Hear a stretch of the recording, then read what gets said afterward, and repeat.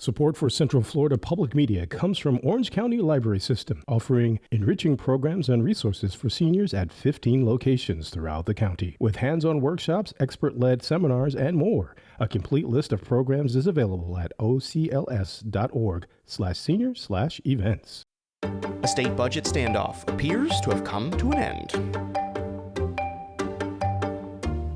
You're listening to The Wrap from Central Florida Public Media. I'm Brendan Byrne. State House and Senate leaders reached a final deal on the state budget late Sunday night, the last step in an extended process that required a special session to complete for the second year in a row. The spending plan for the fiscal year that starts July 1st will be nearly $150 billion, less than the Senate's preferred budget, but not the $113.6 billion plan preferred by the House. House Speaker Daniel Perez had insisted on larger cuts to the existing budget, fearing projected deficits in future years if spending wasn't curtailed. The chambers couldn't reach an agreement during the regular session that ended March 13th. Legislators plan to approve the budget Friday and send it to Governor Ron DeSantis. A look at what's in it. That's ahead on The Wrap. The big stories this week from Central Florida Public Media. But first, these headlines. Florida's new congressional map will remain in play, at least for now. A Leon County judge denied a motion for a preliminary injunction, which would have blocked the new districts as the lawsuit played out. Voting rights groups are suing the state over the new map, alleging that it violates the state's constitution. The revised districts that state Republicans adopted last month give the party an advantage in 24 of the state's 28 congressional seats, 4 more than under the previous map. They also reshape a Central Florida district that Democratic Representative Darren Soto has held for 9 years. The new boundaries will make it much harder for him to win re-election. Governor Ron DeSantis is calling a special session for lawmakers to consider his proposal for property tax cuts for Florida homeowners. Central Florida Public Media's Sam Stockbridge has more on the session set to begin Monday. The governor's proposal would allow homeowners to take $250,000 off of their home value before it's taxed, with room to increase those exemptions in the future. DeSantis said that would help homeowners and also force local governments to pare down their budgets. So here's the thing. That revenue can only be used for schools, for police, for fire, and the core services that we all agree on. But local governments say they have little to no flexibility to make those cuts. Much of their budget increases have been spent keeping up with inflation and matching national wage trends for fire and police departments. Approving those cuts could force them to eliminate important services. If 60% of the legislature supports his plan, it would be placed on the November ballot, where it would need support from 60% of voters to become law. Sam Stockbridge, Central Florida Public Media. Blue Origin is investigating the cause of an explosion of its New Glenn rocket. The company says it experienced an anomaly during ground testing at Cape Canaveral Space Force Station. The rocket exploded, creating a massive fireball shortly after 9 p.m. on Thursday. Blue Origin says all personnel have been accounted for and there were no injuries. The Space Force says debris from the explosion could wash ashore along public beaches. The debris could be hazardous and should be reported by calling 911. Blue Origin founder Jeff Bezos called the incident a, quote, very rough day. He said the company is committed to figuring out what went wrong and getting back to flying. The company is a critical partner in NASA's plans to return to the moon. Administrator Jared Isaacman said the agency is aware of the incident and is working with Blue Origin to determine the impact to the Artemis program. The Immigration Detention Center in the Everglades, nicknamed Alligator Alcatraz, is reportedly winding down. Reports surfaced weeks ago that vendors were told the facility is closing. U.S. Representative Maxwell Frost visited the site this week. He says the intake and processing area, which is normally busy, was practically empty, and that one of the tents used to house detainees was taken down. We know that this is good. The Alligator Alcatraz is closing down, but there's still accountability that needs to be done. The state recently got approval for some federal reimbursement, but the cost to build and maintain the facility far surpassed this first payment. An official closing date has not been announced. For now, the center is still operational, and lawsuits over its damage to the environment and air quality continue. These stories and more on our website. Visit cfpublic.org. On Thursday, June 4th, the artists Central Florida voted for will take the stage at the Beecham for the Central Florida Tiny Desk Contest Showcase. After weeks of community voting, 5 local unsigned artists will take the stage for one unforgettable night of live music, energy, and connection. The show starts at 7 p.m. Don't miss out. Free tickets available now at cfpublic.org/tinydesk.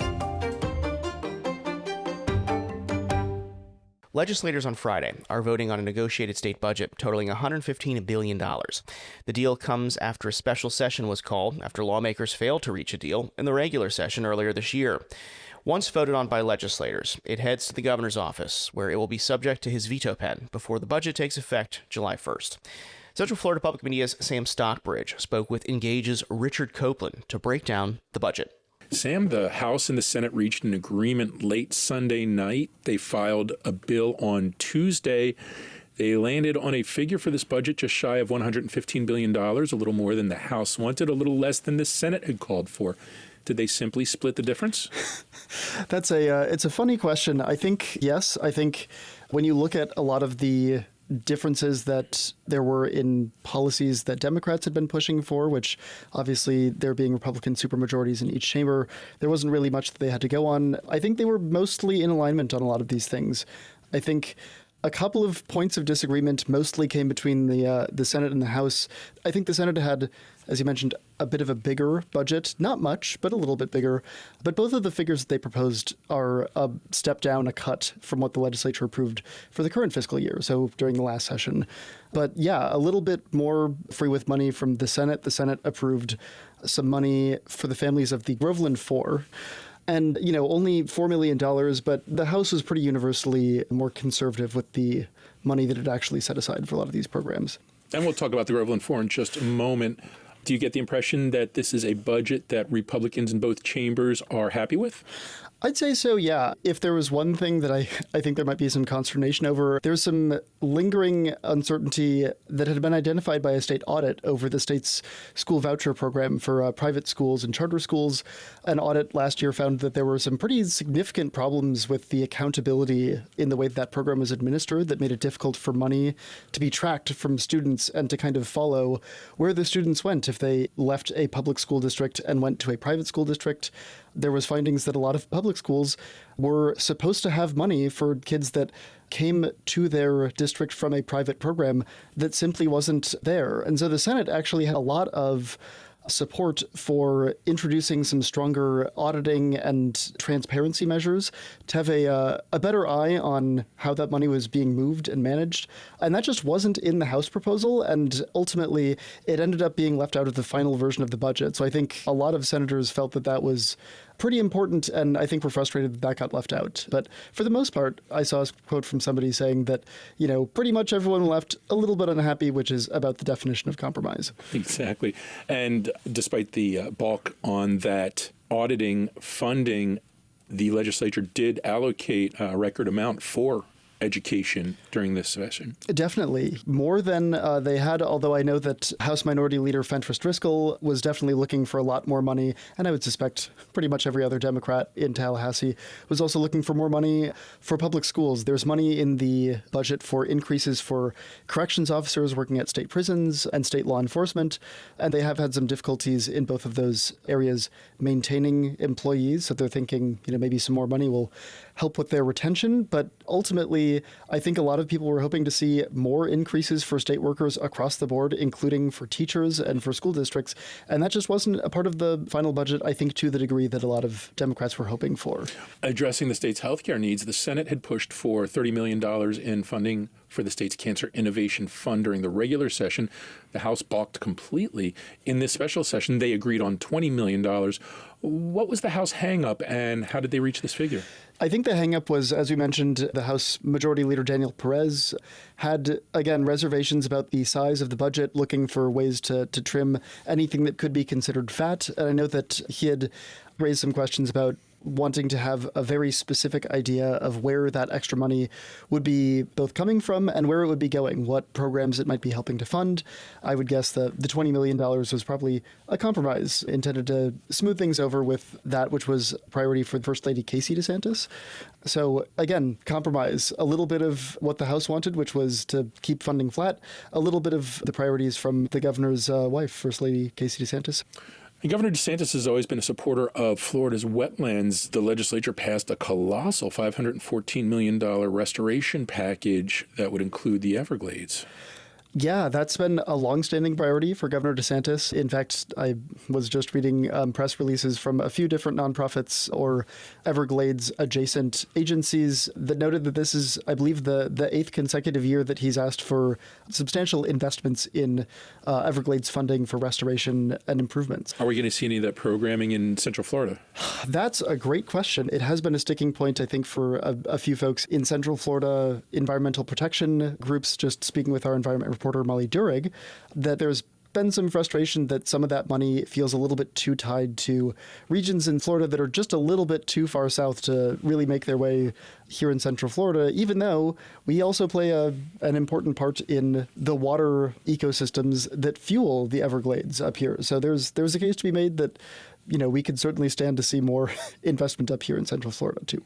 Sam, you mentioned the allocation for the families of the Groveland Four, those 4 African-American men who were falsely accused of raping a white woman in 1949. The 4 were pardoned in 2019 and exonerated 2 years later. What does this money acknowledge? Yeah, that's a timely question, and I think a very philosophical one. That piece of legislation was sponsored by Democratic Senator LaVon Bracey Davis, who's from Ocoee, and she had a big personal stake in getting the ball rolling on getting a legislative acknowledgement of that. Before both the pardon and the exoneration in 2017, the legislature actually formally apologized for that case, what it called a gross injustice that those 4 young men suffered. And a big part of that was because a lot of what they suffered actually came at the hands of an elected sheriff for Lake County.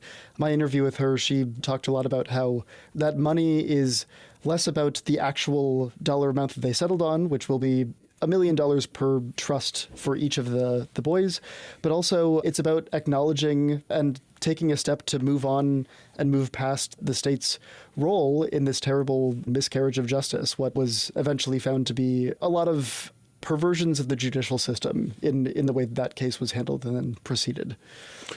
Sam, you've covered legislative activity in Alaska and Texas before you joined us here in Central Florida.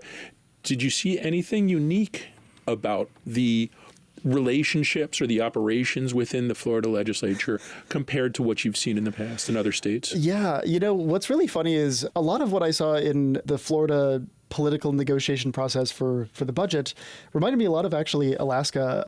Ron DeSantis definitely has a very solid, very firm idea of what policies he wants to advance. But I think often it can be a little bit rocky to actually get those policies communicated effectively to the leaders of the House and the Senate without much competition or combativeness. There was a lot of disagreement. I think DeSantis voiced his frustration with Speaker Perez over his decision to essentially nix some regulations over AI and a couple of other topics from the special session on redistricting. And yeah, I think there's less of a great relationship between the governor's office and the legislature than there are in a lot of other states. And I saw that a lot in Alaska with Governor Mike Dunleavy there and the Alaska legislature, that I think often lawmakers would kind of be working on their own thing, and occasionally the governor would chime in and chastise them for not prioritizing his policies enough, but not a great warm relationship there to kind of help make sure there's a good give and take so that everyone's kind of on the same page and everyone can get behind something that they all agree on. And just yesterday, Governor DeSantis ordered up the 3rd of 3 special sessions to begin this Monday, the 1st of June, this one addressing the elimination of property taxes. Sam, what are you going to be looking out for? What I'm going to be curious about is to see, as I was just mentioning, actually, how that working relationship between the governor and the legislature is actually going to manifest in the conversations that they have starting on Monday. I know that the House, pretty much everyone, Republicans in the House and the Senate and the governor have all said that they want to take a look at cutting property taxes, especially after, I think, some less successful efforts to rein in or to control home insurance rates in Florida. What I think is going to be interesting is that last year, state lawmakers, state Republicans, had proposed a batch of, I believe, 7 proposals that would have gone on the ballot to reduce property taxes in some way. And Governor DeSantis kind of criticized them for not being collected into one single ballot initiative. DeSantis is proposing one single initiative. It would increase the homestead exemption for primary residences. Basically, if your primary residence is in Florida, you can take $250,000 off of the value of your home before you calculate property taxes under his proposal. And that would need to get support from the House and from the Senate before it gets put on the ballot to get support from voters. But it's going to be really interesting to see if lawmakers have the appetite for the very specific vision that DeSantis is presenting on what he wants property tax cuts to look like, especially since they had their own ideas that he wasn't quite receptive toward last year. That was Central Florida Public Media's Sam Stockbridge speaking with Engage's Richard Copeland. That's it for The Wrap this week. This podcast is produced by Central Florida Public Media with editorial assistance from News Director LaToya Dennis. I'm Brendan Byrne. This is The Wrap.